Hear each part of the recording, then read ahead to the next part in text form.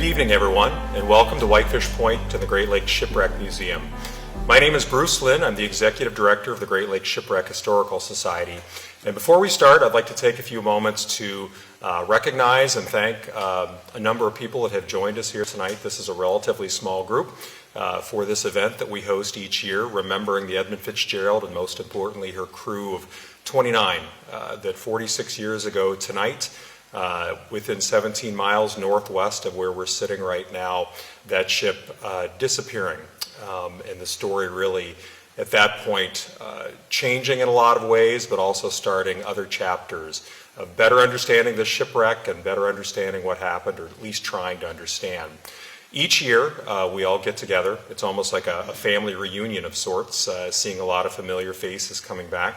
And we've had people that have traveled from all over the country to be with us here tonight, so we thank all of you. In particular, I would like to thank our Edmund Fitzgerald family members that are here with us tonight. Not quite as many faces here tonight, but it's great to see those that are here. I'd like to thank our members of the Coast Guard that joined us here tonight, making the trip from Sault Ste. Marie. I'd like to also thank our speakers, one of which came all the way from Idaho to be with us here tonight.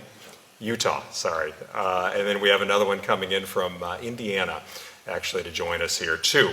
We have members of the Coast Guard vessel Woodrush that was out on Lake Superior the night of November the 10th, 1975. We have Tom Farnquist and Chris Sams that are here tonight. Tom's the founder of the Shipwreck Society. If it wasn't for Tom, you wouldn't be sitting here in this museum tonight having this event, and Chris did a lot to make all this what we see here today as well. Jim Kelly, who's the exhibit designer.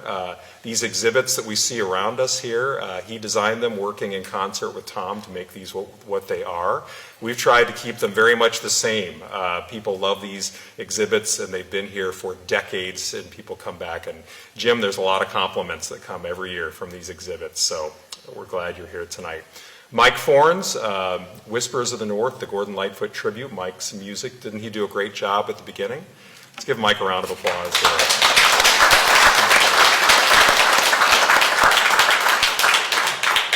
Thanks for being here again, Mike.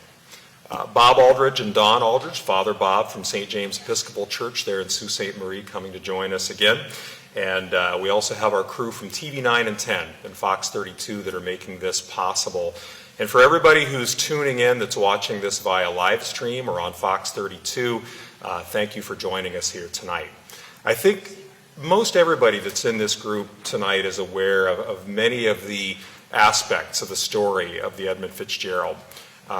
Maybe a few less are aware of how this tradition got started, of ringing the bell for 30 times for every crew member on the Fitzgerald, making that 29 crew members, but a 30th time for all sailors lost on the Great Lakes. This has been a real tradition that goes back to 1995, and I know, talking to Tom, he could very probably vividly recall what it was like in July of 1995 when that bell under the tent was ringing for the first time in a situation like this or in a ceremony like this. The weather in July of 1995 for that event was far worse than what we're having here tonight, which is very strange in some ways. But either way, it's a tradition that we try to continue each year, and a tradition that we will continue going forward. I think the most important part of this is remembering all 29 crew members. The ship is one thing, but remembering those crew members. And then as you look around these exhibits in this gallery, you see, you get kind of a snapshot of the variety of shipwrecks. And one thing we have to keep in mind too, that each one of these ships that went down near Whitefish Point, they all had a crew. And in many ways, they were all very much like the Fitzgerald. Every one of those ships that went down that lost crew members, all those crew members had families. They all had parents and wives and children and so on and so forth, very much like our Fitzgerald crew. So I think that's always something important to bear in mind as we think about shipwrecks on the Great Lakes. So with that, I would like to welcome back Father Bob, and he will start off our ceremony in earnest with the invocation.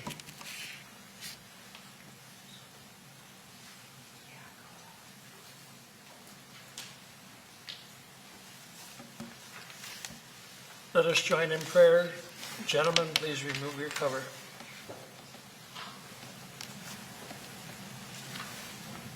Almighty and ever-loving Father, our help in ages past and our hope for ages to come, whose Spirit calmed the angry waters of creation, and, O Christ, whose voice hushed the raging storm and who walked upon calmed waters, we ask your blessing as we gather this night in memorial to recall and honor the 29 merchant seamen who were serving as the crew of the Edmund Fitzgerald at the time of her final and fatal voyage, and began a voyage to eternity for all aboard, and who are now committed to the deep of Lake Superior. We pray you to receive our prayers on behalf of the souls of these who no longer travel the tempestuous waters and who now rest in the quiet shelter of the everlasting shore of peace and in the heaven of tranquility with all of the saints. We further ask your blessing upon those who offer this tribute in remembrance and honor of those for whom the bell tolls. In your holy name we pray. Amen. Amen.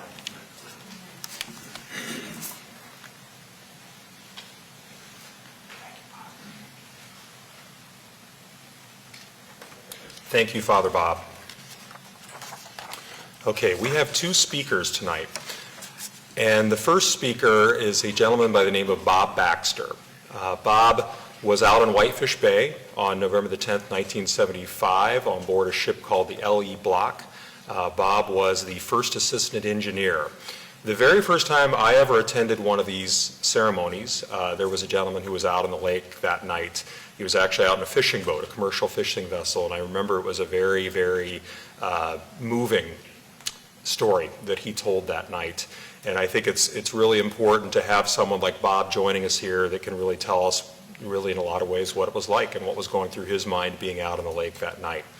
So with that, I would like to introduce Bob Baxter.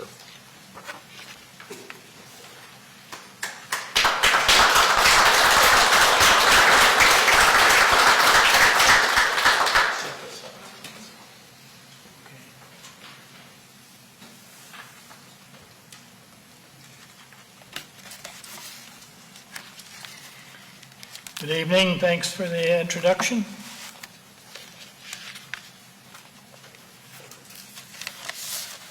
Get my glasses on. We're here for the memorial.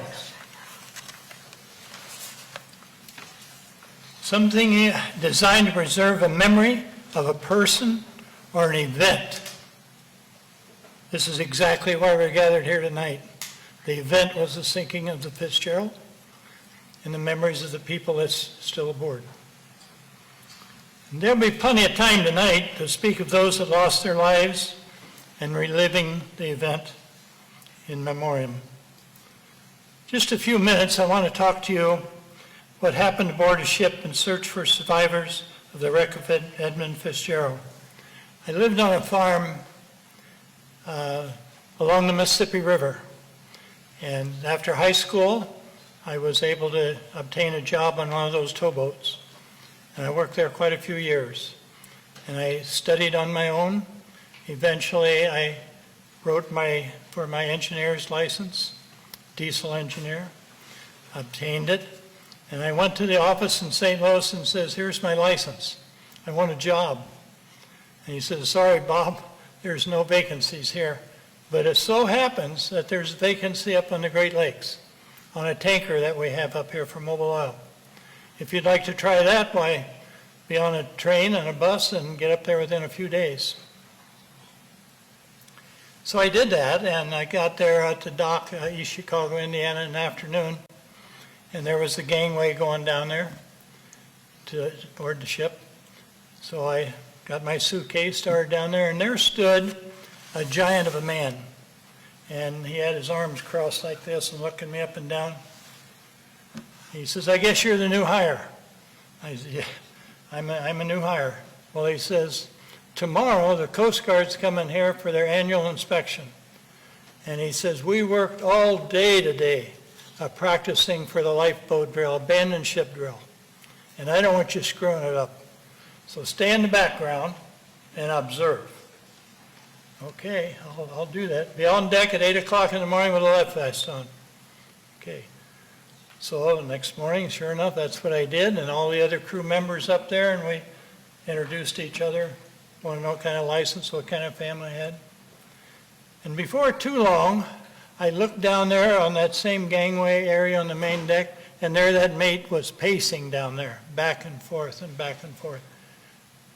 Pretty soon a car pulled up, and two guys got out with briefcases, baseball hat, USCG, U.S. Coast Guard. That must be the inspectors. So they got up to the first mate, and the first mate says, "Good morning, sirs. My name is Pat Livingston. I'm the first mate on here, and we're ready to conduct a abandoned ship drill." Well, one of these Coast Guard officers said, "Well, we thought we was going to get a cup of coffee and a donut." He said, "There'll be plenty of time later for that." He said, the first mate says, "Could we do it right now, sir, please? We're ready." "Sure, if that's what you want to do." So the first mate went like this here up toward the pilot house, the captain standing up there. Pretty soon the whistles blew and the bells ringing and everybody moving around, and the first mate says, "Abandon ship." So they all went up on the boat deck, crawled down this netting, positioned themselves in the lifeboat, and in the stern of the lifeboat, I think it's called a sweep oar, was this first mate, and he could take that oar and push or pull and make that lifeboat move where he wanted it to. And all the men stationed there, and he says, "All right, men, oars up." So everybody put their oars up, straight up, vertical. He said, "Men, feather your oars." So instead of just like that, both sides. Neat looking. He says, "All right, now when I say stroke, you guys stroke in unison, no laggards." So he says, "Okay, stroke." And about that time, there was the biggest clattering, banging, cursing going on you ever heard. Some guy sitting, some guy standing, one oar went scooting off the side like a torpedo. Actually, this happened. So the Coast Guard guys and I was looking down there, and we finally figured out what went wrong. He had 6 guys facing one way, 6 guys facing the other way, and when they went to stroke, their oars locked, and they tried to pull, and chaos. The Coast Guard guys and I went behind the stack, the smokestack. We leaned against it, we just kind of slithered down, and finally ended up sitting on the deck, laughing so hard. And about the time we'd kind of get our composure back, why somebody would say, "Did you notice that one guy with an expression, like, what in the world?" We finally went over there to the side to see how everything was going on. Well, I couldn't believe my eyes. They were like 100 feet away and just stroking like mad, and he was swinging that sweep oar, and the thing turned around and he was headed back to the ship. So I thought that was really quite an experience for my first day on the ship.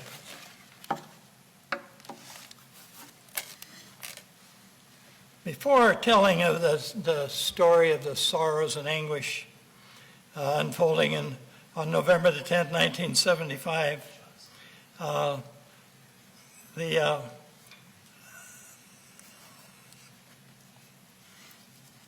everything kind of returned to normal, and we went ahead with the inspection that passed. I stayed on that tanker for quite a few years, advanced up, but eventually the pipelines took over, and that tanker was sold. I had to go look for a job, so I went to Inland Steel, which is just down the canal a little ways, and they hired me, and I stayed there for a long time, received I had diesel license, then I received steam, and gradually through the years advanced to chief steam, diesel, and gas turbines, any waters, any horsepower. So then we move into probably November the 7th or 8th. And I was aboard the LE block, first assistant, going up Lake Michigan. And generally it was going up the middle of the lake. But this time we started kind of hanging toward the west side. And I realized there was a little wind blowing and kind of getting in the lee of the land there. Finally got up to the Straits of Mackinac, got through there, and the wind was really picking up by then. Started up the, Lake Huron there a little ways, up to St. Mary's River, and I mean, she was blowing bad. I've never seen anything like that. And we got a message that they were going to ask everybody to anchor up at Whitefish Bay, that they were going to even close the lock. So we did that. We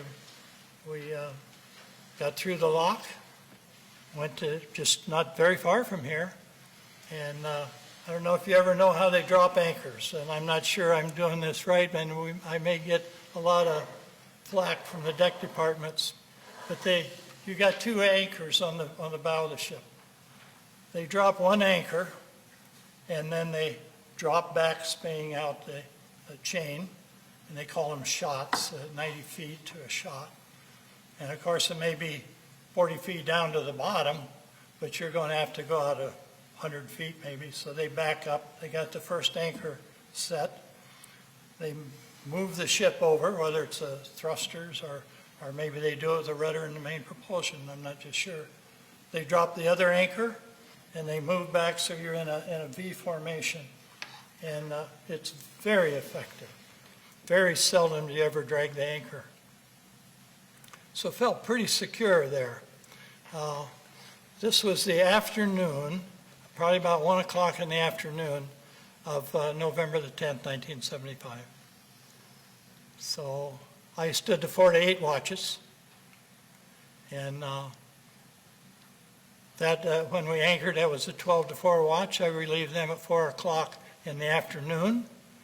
Uneventful. Those 4 hours we were at anchor, and the wind was howling so bad. When the wind gets so bad out there, the anchors and the cables that secure all the appliances that is on the aft end of the ship, the wind going through there sets up a howl and a scream. And that night it sounded like a bunch of screaming banshees is what I would say. So at 8 o'clock in the evening, I went up to get a bite to eat in the mess hall. And in the mess hall was all the after end department. It was the galley department, the engine department, and we were all talking about the terrible storm raging out there. And we knew that one of our sister ships was out there, the Wilfred Sykes. So probably about 10 o'clock in the evening, I was just getting ready to leave, and all of a sudden, the captain shows up. How could that be? The captain showing up with that wind blowing so bad down the deck, how could he ever have blown him overboard? But he was dry. It was only later that I finally figured out how he got back there. But he says, "Boys, I got to tell you, the Fitzgerald is lost. And it has sunk." And right away, the second assistant sitting next to me says, "I know a guy on the Fitzgerald." And the captain turned to him and he says, "You used to know him." And that bothered me. I went to my room, and so did everybody else. It was so sad. So about maybe I laid on bed, couldn't sleep. So at 4 o'clock in the morning, it was time for me to go on watch. But before that, I heard the turbines warming up. I heard the engines warming up, and it was psst, psst. And what that is, you got two throttle wheels down there, one for a head and one for a stern. So to warm the engines up in the reduction gear oil, you open the head throttle a little bit, not too much or you'd run over the anchors. So just a little bit. That was the, Happens all the time. Then they'd open a stern valve. So back and forth, and the propeller would only turn a few turns, but it was warming the engines up. So when I finally got down there, 4 o'clock in the morning, we were well out away from the anchorage and just approaching the Whitefish light. And I could tell what we were up against. Just all of a sudden, just a big bucking, rolling. I'd never experienced anything like that so suddenly. It was almost nothing, and then all of a sudden, you're out on Lake Superior. And it was a constant inspection of all the machinery in the engine room. I had an oiler down there and a wiper, and I don't remember if there was a fireman there or not, but had them constantly going around checking for any leaks or that all the equipment was running perfectly. And they would report back. And and they would have to hang off. Moving from one spot to another, they'd touch this valve or that pump or this pipe. And of course, doing a good job. So it was just rocking and rolling them 4 hours. So at 8 o'clock in the morning, it was time for me to go off watch. I was relieved. On the way up to my stateroom or to the mess hall, whichever way I was going, I thought, I'll look out the gangway door. There's a porthole there, 12-inch porthole, thick glass. I'll just look out there. I probably only see water. But when I looked out there, there was a trough of the wave. And in that trough was a sputtering light, a flame. And it only lasted a couple seconds, and it was gone. Later on that voyage, I asked the mate, I said, what could that have been? He says, I didn't see anything like that. I was busy trying to make headway. You know, we didn't see anything like that. You must have been imagining it. I kind of forgot about it for all these years, but here recently, when I knew I was going to be up here, I asked around, and I finally got the answer. And here it was. What I saw was a life ring like that, attached with a lanyard to a canister with chemicals in it. And when that canister was thrown over and that rope pulled, it created this flame, flickering flame. So I was satisfied. Now, after all these years, I found out what that was. So we continued on up. Let me get over here to the chart. This is Lake Superior, of course. Your bottom's great. Oh, thank you. Okay, here is, I have this right, Whitefish Point, right there. So we started out through here. I hate saying undoubtedly we probably went right over the wreck. And we wanted to go to Duluth, Minnesota, to load iron ore for the steel mills in East Chicago. So the normal route would be up here and then turn and go down there. But kind of like a second storm hit coming out of this direction. So the wind was going right down into the throat up here, and you'd have to go through the break wall. And you couldn't get through there under such high seas. And you couldn't turn around because you'd be broadside to the waves. They're almost curtains. So probably about this area here, the mate called me, first mate, and he says, Bob, he said, secure everything in the engine room. I said, well, we've been secured down there for the last 24 hours. Everything is battened down. He said, do it again. Okay, so I tooted the whistle there, and the guys come over, and I said, batten everything down. He said, it is battened. Do it again. Okay, so away they went. The first mate said, we got to go broadside to the waves here. The waves were going, of course, this way. And to turn at the Rock of Ages and go behind Isle Royal, that was going to be a tough turn. And I dread, the moment that was going to come. And I asked the oiler, I said, kind of keep an eye out through there if you can possibly see through a porthole, if you see a flashing light, because that would be Rock of Ages light. And he was up on the upper deck there, and he motioned to me he could see that light. And right away, the waves died down, thankfully. And of course, why it did is we were in the lay of the land of Isle Royal. It was fine.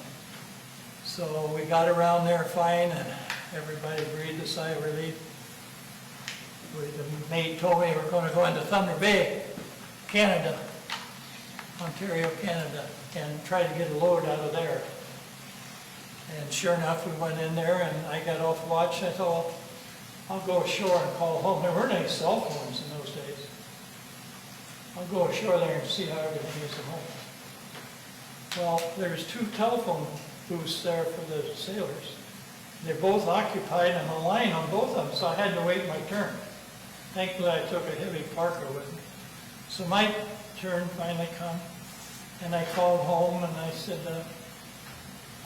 my wife's name's Vera. I says, how's everything there? She says, well, how's everything with you? And I said, we're fine. I'm on a phone ashore, and everything's going to be all right.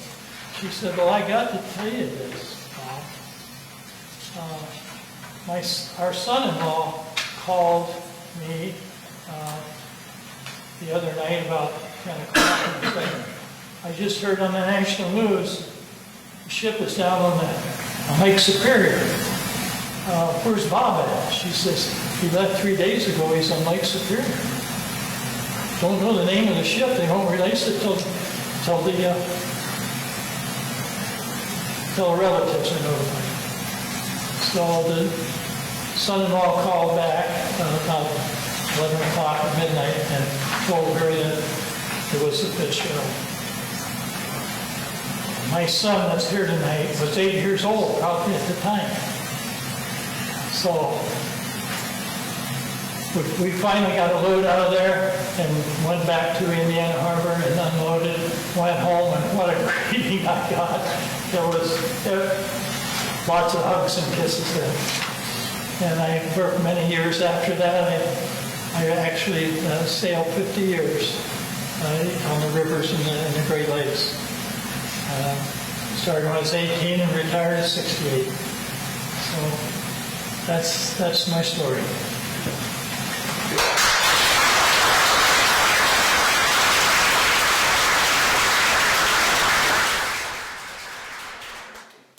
Thank you, Bob. Thanks for being here. Thanks for having me.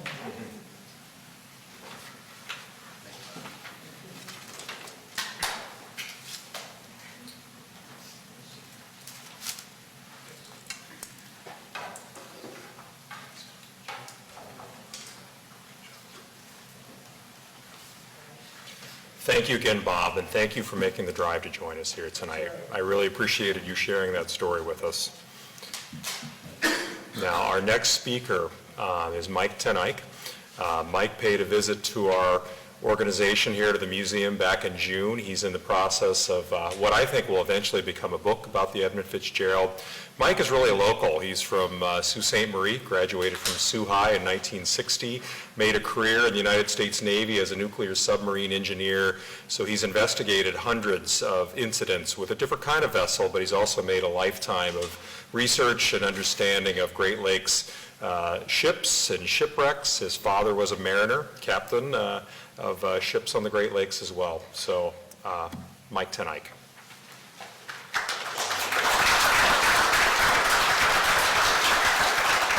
Thank you, Bruce. Those are kind words. I think I'll ask for a pay raise. It's a small group tonight, and I'd like to be standing in front of you, but I'm told I have to talk behind this. I am going to throw out a couple questions just to keep everybody awake. The first question is, did you know we have a birthday today? Yeah. What? Whose birthday is it? Marine Corps. Yes, sir. 1775, on November 10th, the United States Marine Corps is born. Happy birthday, you Yarheads. Thank you for serving, and thank you for all the vets that have served our country. This is a special month, and we honor you.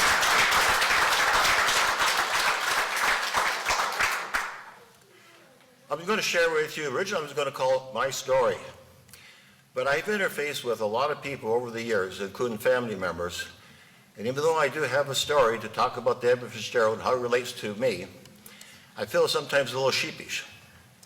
Because my story isn't the same as the story, for instance, of, say, a loved one associated with the Edmund Fitzgerald that lost a dad or brother.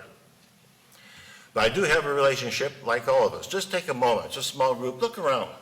Just take a look around. We got a second, just look. Bend your head. Every one of you have a story. But it's still a small number. Bruce kind of alluded to the number of shipwrecks we have in Lake Superior here. But particularly for our viewers that are not here, I think there's a data that everybody should understand. The Great Lakes has taken 6,000 ships to the graveyard, and over 30,000 men and women have lost their lives on the Great Lakes.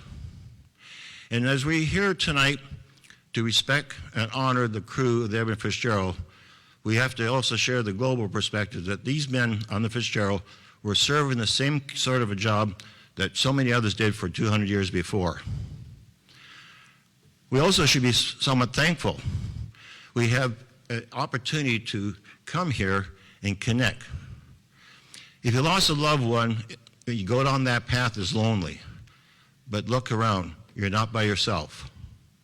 In fact, tonight, throughout the Great Lakes, the different ports, they're having ceremonies in honor of the crew of the Edmund Fitzgerald. Today, they'll ring the bell 29 times in Detroit. And so let's keep that in mind, that we're here to show respect, compassion, and love in its purest form. And that will be actually more of my theme. Okay, let's start with my relationship with Edmund Fitzgerald. I was one of 3 children, the youngest. My 2 siblings had already left home. My story starts in September 1958. Mom and Dad says, "Mike, we're going down to the Sioux Locks to see the largest ship on the Great Lakes." I said, "Okay." So I go down to the locks with them, and enter the MacArthur lock was the Edmund Fitzgerald. She was massive. She truly was the Titanic of the Great Lakes. I couldn't believe it. She squeezed into the MacArthur lock. It's the only lock that would take her. And if I recall correctly, they even had to keep the crash booms in the vertical position because the 729-foot length of the Fitzgerald was longer than the distance between the 2 crash booms. But the Fitzgerald had something else other than mass and positive buoyancy. She was beautiful. She was a beautiful ship. She was challenging the Ryerson and the Wilford Sykes, and those are beautiful ships too. But there was another attribute that I saw that day. She gave the appearance of a working ship, and work she did. The first year she sailed, she broke the tonnage record for most tonnage through the Sioux Locks. And year after year, in her short life, she kept breaking her record. And it wasn't only until several years later when they built 1,000-footers, they cheated, because the 1,000-footers were finally able to beat her. We all probably can remember when we heard about the loss of the Edmund Fitzgerald. There's some things you just don't forget. You remember where they are. You remember where you were at 9/11. For those of us old enough, we remember when President Kennedy got assassinated in 1963. I can remember where I was. It was the day after the sinking of the Edmund Fitzgerald. I had moved back from an Idaho assignment to Pittsburgh, Pennsylvania. That morning, I backed out of my truck, out of the garage. It was pouring rain. That rain was coming down like cats and dogs, beating the dickens out of us. It was the same storm that sunk the Edmund Fitzgerald and tossed Bob around in the Whitefish Bay that night. Well, I went too far in the driveway, and my rear wheels went off the gravel into the sod. And guess what? I got anchored down. So I take the car to work, and at 6 o'clock at night, I had an assignment, get unstuck. I'm sure that's bad grammar, but you know what I meant. You know what that also means? You get down underneath the truck, you jack it up, the rain is coming down, the mud and slime is going down your neck. I'm probably used some of those hockey words I learned that I can't say here tonight. I wasn't a happy camper. My wife then hollered out the window. She said, "Hey, in the news tonight, they said something about a ship that sunk." So I called my mother, took a little break from the mud, the slime, and my mother informed me that the Edmund Fitzgerald was lost, presumed with all 29 hands. That hit me like a ton of bricks. I went back and finished my job. I didn't cuss anymore. I was sober. Just thinking about how could I even complain about a little bit of water going down my neck, recognizing sailors on the Fitzgerald just had passed on the night before. Coming from a seafaring family, I remember a half a dozen shipwrecks. I remember when the Morale sunk. I remember exactly where it was, and also the Cedarville when she sunk. The Bradley. Even the Henry Steinbrenner, a few weeks before my brother graduated in '53, the Henry Steinbrenner was named after the late George Steinbrenner, the Yankee owner. I even remember when I was a little boy then, the Tug Sachem. How many of you here remember when the Tug Sachem sunk? Show of hands. Well, one of the problems is they didn't write a song. Mike, here's an opportunity. You make big, right? It sunk. There's 12 hands on that ship, and there was a similarity with the Tug Sachem and the Fitzgerald because all hands were lost. Those other ships I mentioned had survivors that tell the story. So one of the questions that I ask, and maybe you even ask yourself, why do we focus on the Edmund Fitzgerald? It's not just because it was the last ship, and I'm going to talk about the importance of why it's the last ship. I think there's a mystery associated with it because the Arthur Anderson was right behind her talking to her, and she suddenly disappeared. And she had all that positive buoyancy. Even Miss Sawyer last words was, "We're holding our own." He wouldn't have said those words if he didn't know he had positive buoyancy. Going Lightfoot has helped us too by putting it on the forefront. And for me, I'm kind of a nerd. I'm an engineer. It had all this massive buoyancy. How could a ship sink so fast? I read a lot about shipwrecks, not just on the Great Lakes, but on naval ships. But I kept going back to the Edmund Fitzgerald. I was fascinated, like many of you probably are. And that's probably the reason why. But as years gone on, I started thinking, I said, wait a minute, what I'm reading I think is a little different than what's in government reports. And it's kind of like, have you ever been to that party? You get 20 people in a line, you say a sentence in one ear, and it goes out the other end different? Well, I was getting the feeling that that's what I was reading. So, being a nerd, I went back and read those government reports. And if you have trouble sleeping, I suggest reading them. And the two government reports I'm talking about are the United States Coast Guard Marine Casualty Report and the National Transportation Safety Board Report. Now, we all recognize it, and I think are conscious of the fact that a lot of controversy are associated with the conclusions and opinions expressed by those boards. And I have to agree. But the facts that are in those documents are indisputable. They're our best record. You have pictures of the wreck. You have diagrams.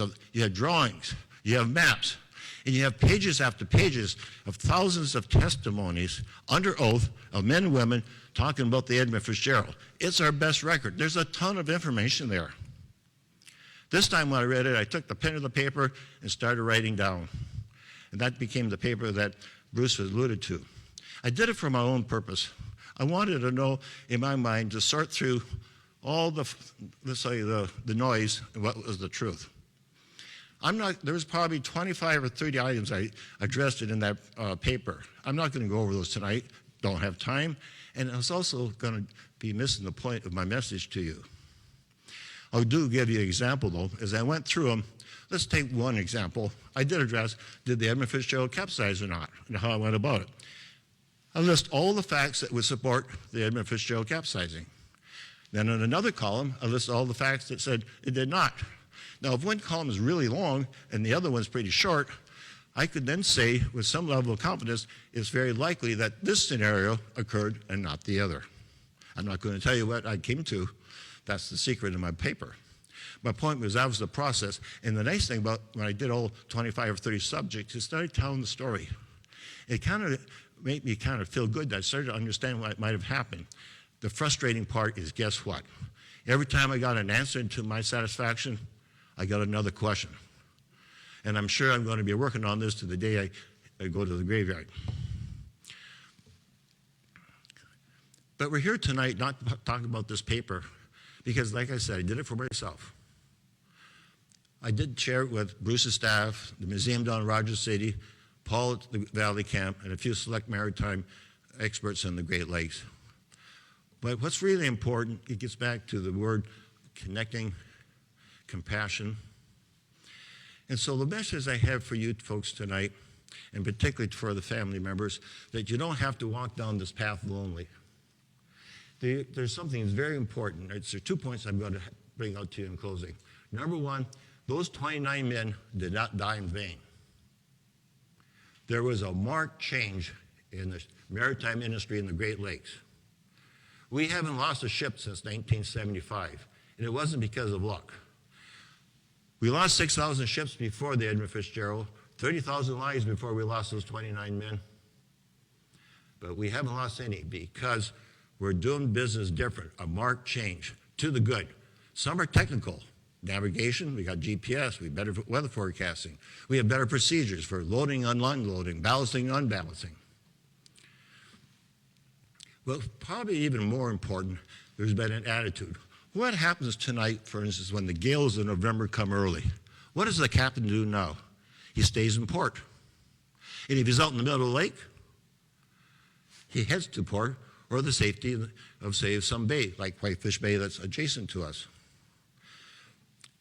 That's a significant change. And the second is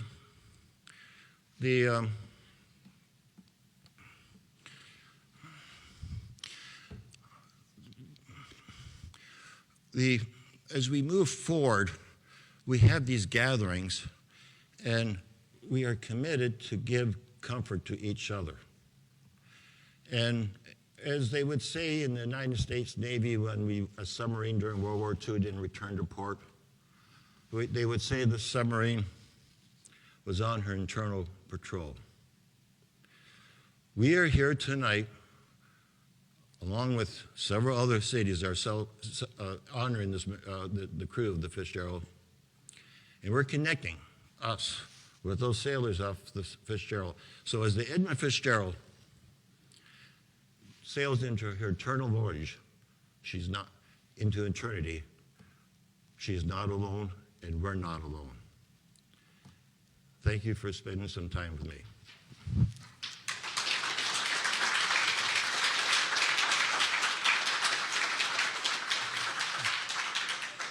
Nicely put, Mike. Thank you very much. Mike is a longtime supporter of the Shipwreck Society, but I think as much or more, he's a friend. And we appreciate your being here today from Utah. So with that, we're going to move right along, and I'll introduce Chief Kyle Rice. Kyle Rice is from the Sioux originally. He's back in the Sioux now, and he's in charge of the Aids to Navigation team. Thank you for being with us here tonight.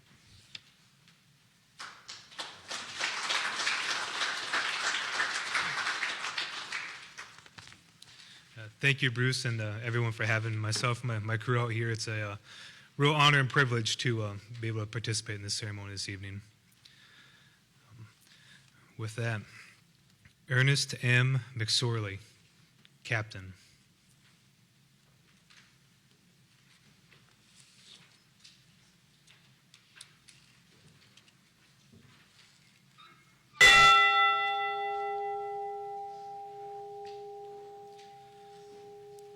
John H. McCarthy, First Mate.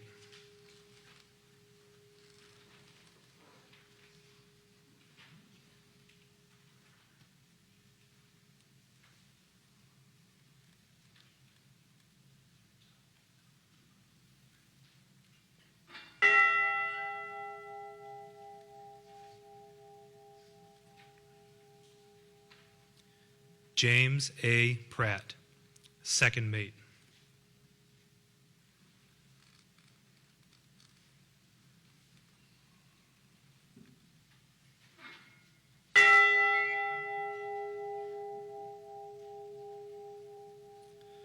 Michael E. Armagost, Third Mate.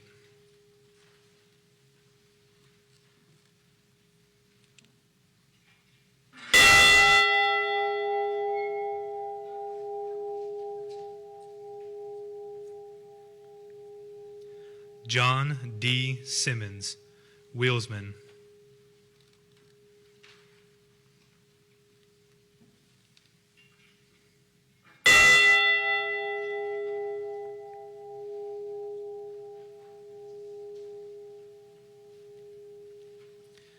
Eugene W. O'Brien, Wheelsman.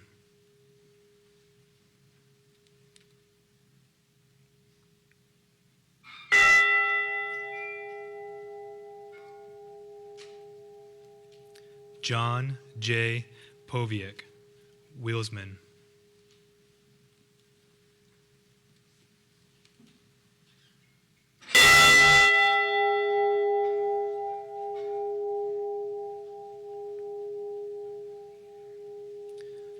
Thomas D. Borgeson, maintenance.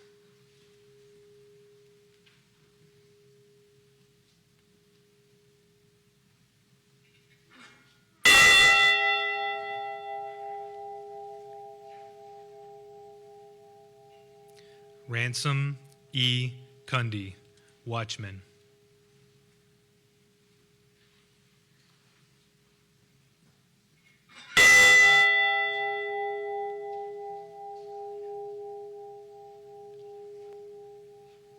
William J. Spingler, watchman.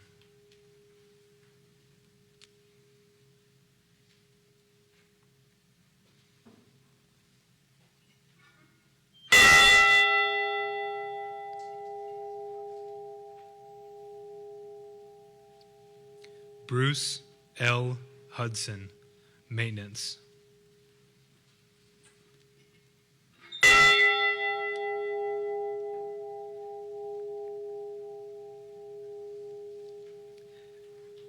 David E.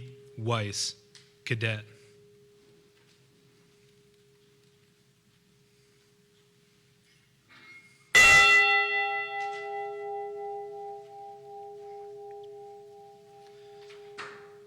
Robert C. Rafferty, steward.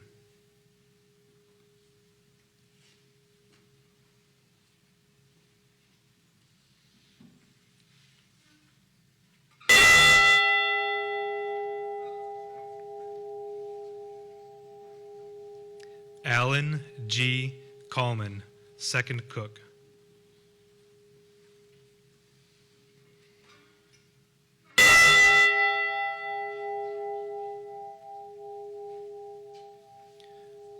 Frederick J. Beecher, porter.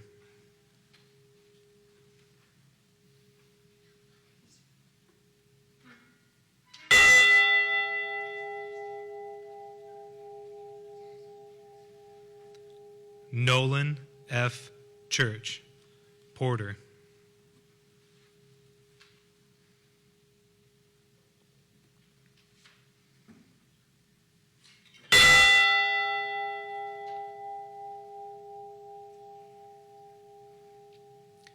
George J. Hall, chief engineer.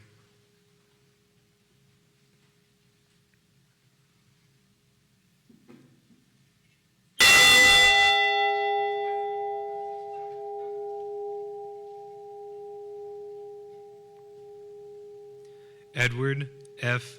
Bendon, first assistant engineer.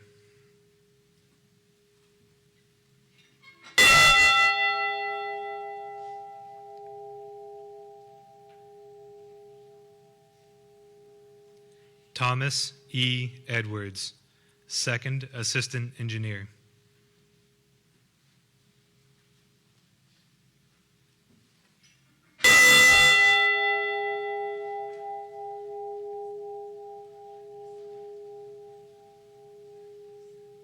Carl A. Pickle, watchman.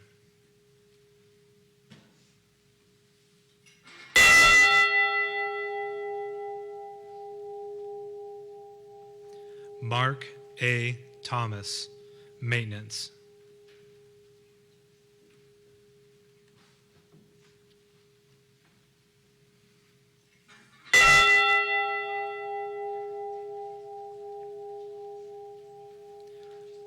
Paul M. Ripa, maintenance.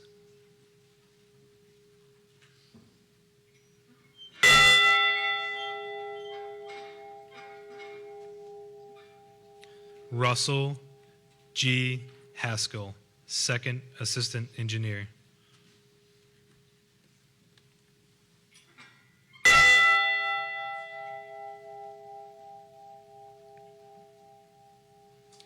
Oliver J. Champeau, third assistant engineer.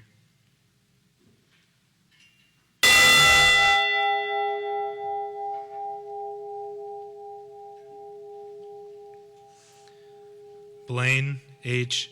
Wilhelm, oiler.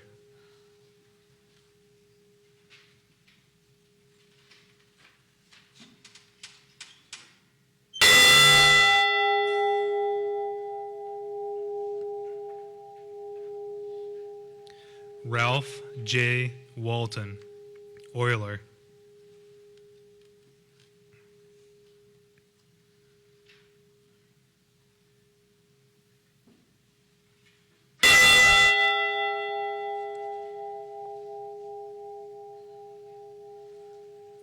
Thomas Benson, oiler.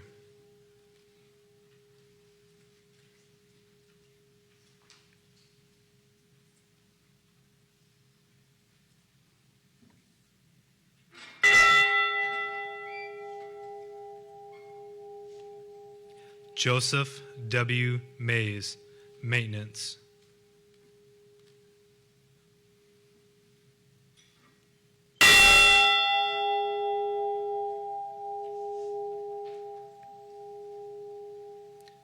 Gordon F. McClellan, wiper.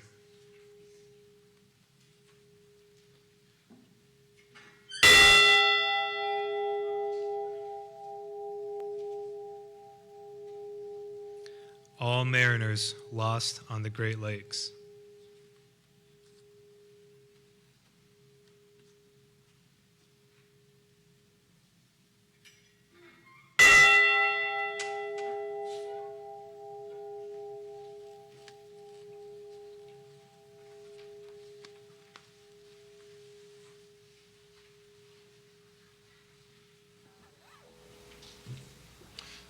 Thank you, Chief Rice. And now I'll reintroduce Mike Fornes of the Gordon Lightfoot Tribute Band Whispers of the North and the song. I'm joined tonight virtually by Mike Frymuth on lead guitar, George Krawczyk on keyboards, on the bass, Jim Stevens, and on drums and percussion, we have Kurt Beard and Matt Wolfile. We play this song with great respect for the men who died on the Edmund Fitzgerald, for the families who are here to mourn them, and for the man who wrote this song, Gordon Lightfoot. Here's the song we call the Anthem of the Great Lakes.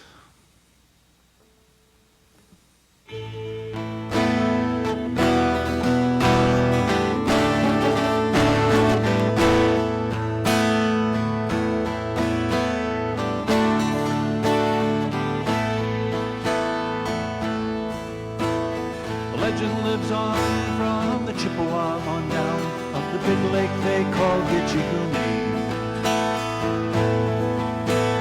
The lake, it is said, never gives up her dead when the skies of November turn gloomy. With a load of iron ore, 26,000 tons more than the Edmund Fitzgerald weighed empty.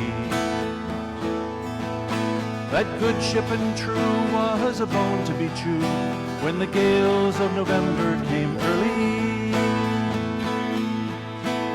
The ship was the pride of the American side, coming back from some mill in Wisconsin.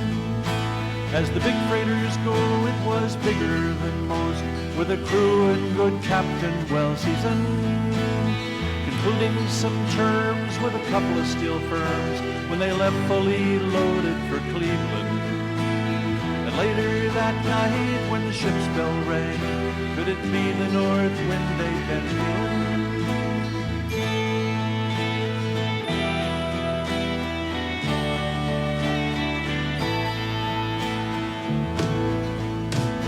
The wind in the wires made a tattletale sound, and a wave broke over the railing.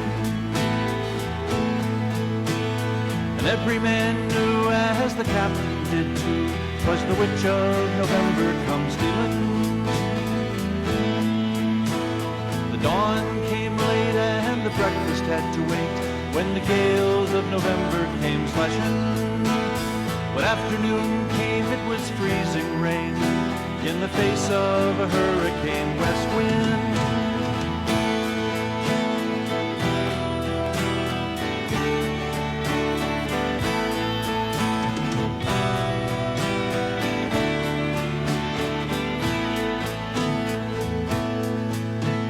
Well, supper time came, the old cook came on deck, saying, fellas, it's too rough to feed ya. At 7 p.m. it grew dark, it was then. He said, fellas, it's been good to know ya. The captain wired in, he had water coming in, and the good ship and crew was in peril. And later that night, when his lights went out of sight, came the wreck of the Edmund Fitzgerald.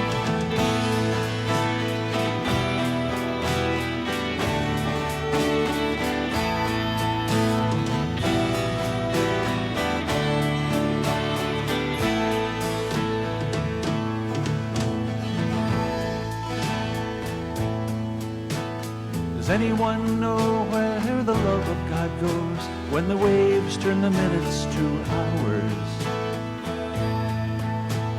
The search all say they'd have made Whitefish Bay if they'd put 15 more miles behind her. They might have split up, or they might have capsized. They may have broke deep and took water. And all that remains are the faces and the names of the wives and the sons and the daughters.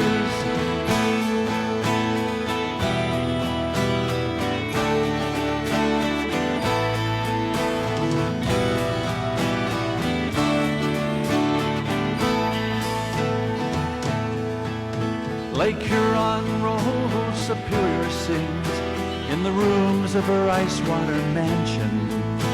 Old Michigan steams like a young man's dreams. The islands and bays are for sportsmen.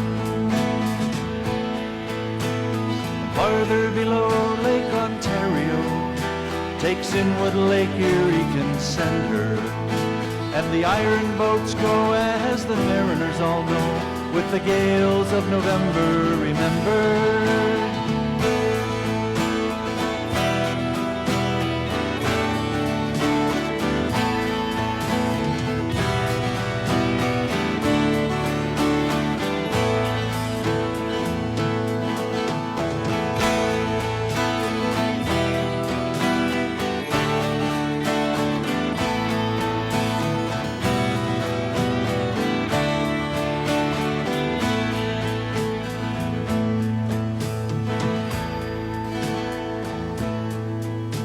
In a rustic old hall in Detroit they prayed, in the Maritime Sailors Cathedral. The church bell chimed till it rang 29 times for each man on the Edmund Fitzgerald. The legend lives on from the Chippewa on down of the big lake they call Gitchigee. Superior, they said, never gives up her dead when the gales of November come early.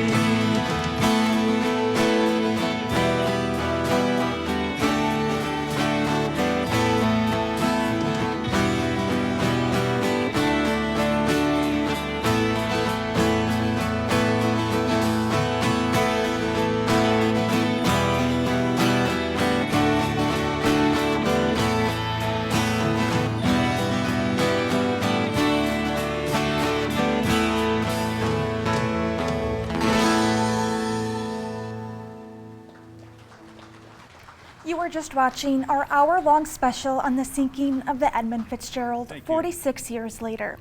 We will continue with our Fox programming, but you can continue to watch the special live on the 9 and 10 Plus channel on the free View It app. And I think a lot of you may have been with us a few years ago when Mike actually told the story of how what I called the song, or what he called the anthem of the Great Lakes, the song that he just played, how it came to be.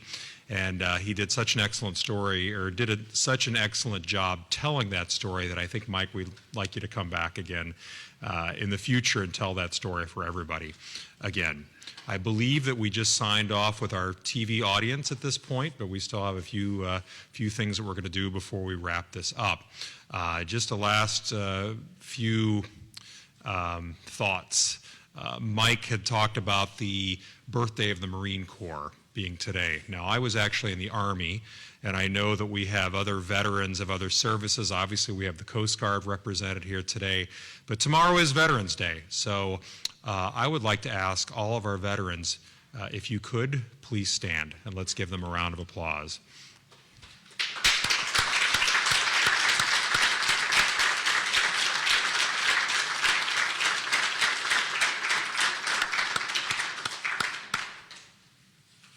Thank you all for your service. You know, there's a lot of faces that we see coming back year after year for this event, and we always look forward to seeing them. But each year, there are some faces that aren't with us, and I would like to just remember two in particular tonight. Fred Hollister, which I think a lot of you know Fred. Fred would be with us for years. He had the big handlebar mustache.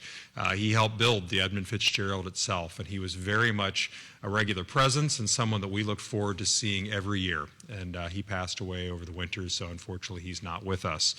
And what I would like to call Debbie's Bob is not with us as well. Bob Felder was a regular presence, being here with Debbie Champeau, her husband, and we miss him terribly. Not seeing his smiling face and him sharing Army stories about Germany and things like that with me, so we miss him as well.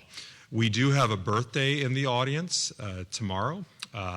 Carson, if you want to stand up, Carson's birthday is tomorrow. Let's give Carson a round of applause here. I'm not sure if you can actually see Carson. Carson's going to come up to the front here. Thank you for being here, Carson. Didn't Carson do a great job ringing the bell?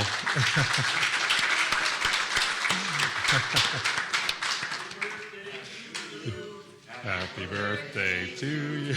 Happy birthday, dear Carson. Happy birthday to you. Good job, Carson. Excellent. What's that? Ah, okay. Well, we'll give it a few years and you can come and help Mike out. So.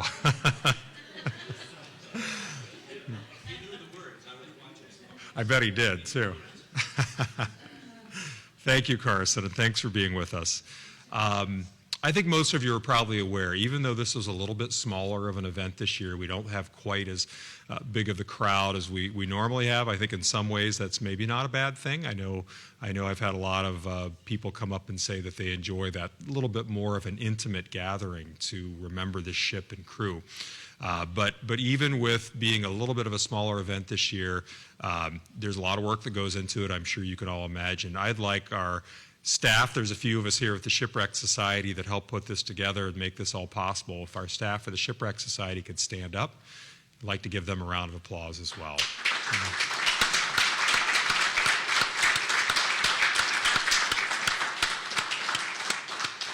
Thank you, Bruce. Thank you, Sarah. Thank you.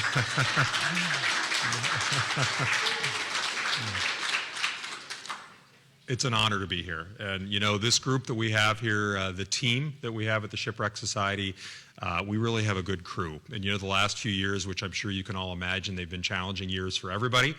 And they have been challenging years at the museum here, too, for a variety of reasons. But we've also had some of the best years these last couple of years. So thank you, Sarah and Andrew, and Bev is back there, and Carol and Tina, and really the rest of the group. We've just got a great gang here. So I think with that, I think I'm going to say good night to everybody. But before we depart, Father Bob will join us again for the benediction.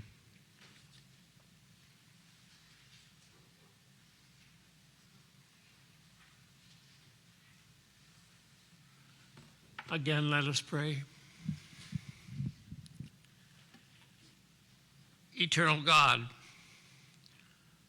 we invoke your continued benediction upon those whom we've honored this night, who have stood their last watch, completed their final voyage, finished their labors, dropped anchor in the harbor of tranquility, and now rest in the port of their God forever. May their souls and the souls of the faithful departed rest in peace. And may light perpetual continue to shine upon them. And as a closing petition, O God, we pray. Eternal Father, Lord of hosts, watch over the men and women who guard our coasts, and all who sail in merchant boats. Protect them from the raging seas, give them light and life and peace. Grant them from your great throne above the shield and shelter of your love. And may the love of God from the God of love be with us all. In the name of the Father, excuse me, in the name of the Father, and of the Son, and of the Holy Spirit. Amen.